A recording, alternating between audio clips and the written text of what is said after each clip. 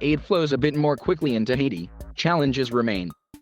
Relief for the victims of a powerful earthquake and tropical storm began flowing more quickly into Haiti on Thursday, but the Caribbean nation's entrenched poverty, insecurity, and lack of basic infrastructure were still presenting huge challenges to getting food and urgent medical care to all those who need it.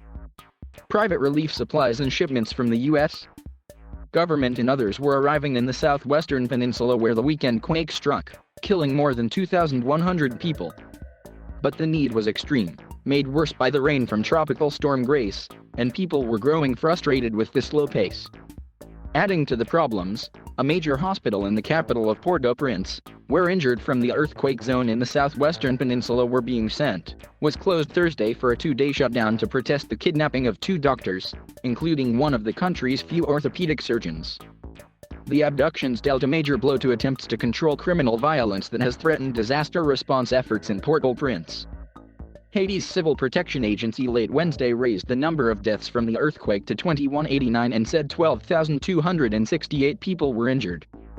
An estimated 300 people are still missing, said Serge Cherry, head of civil defense for the southern province, which includes Les Cayes.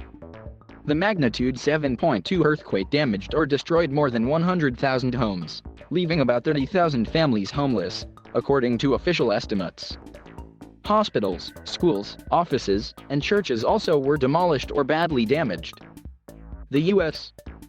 has deployed several heavy-lift helicopters and other aircraft to move relief supplies and personnel to the disaster zone and has dispatched the USS Arlington to provide additional transportation and medical capabilities, MAJ. General Hank Taylor told reporters at the Pentagon. One of the U.S. helicopters landed Thursday in Les Cayes with equipment, medicine, and volunteers, including some from the aid group Samaritan's Purse.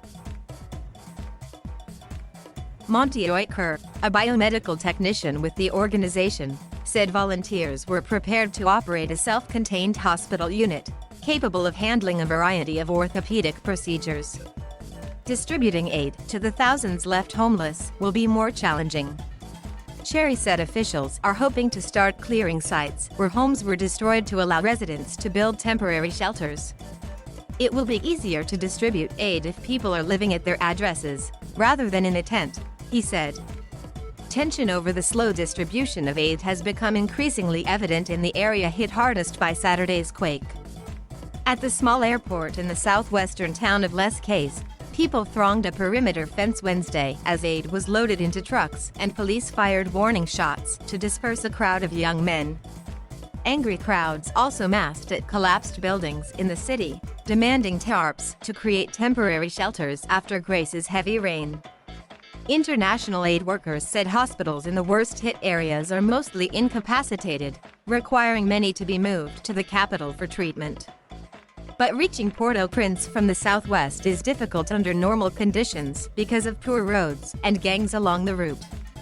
Even with a supposed gang truce following the earthquake, kidnapping remains a threat, underscored by the seizure of the 2 doctors working at the private Bernard Metz Hospital in Port-au-Prince, where about 50 quake victims were being treated.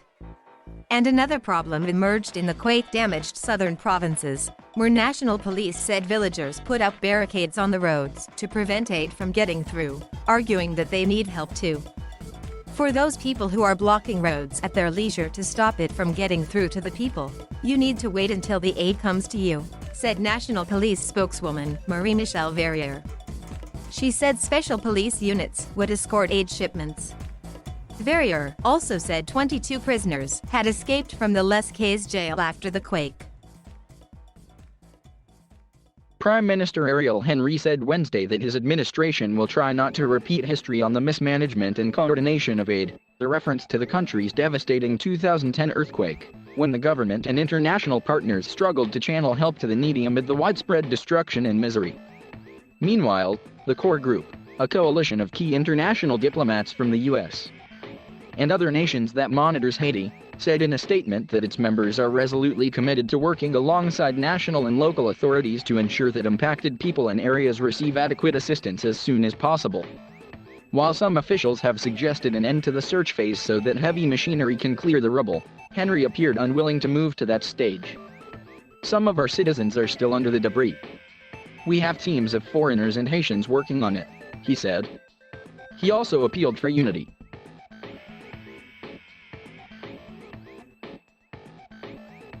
Thank you for watching.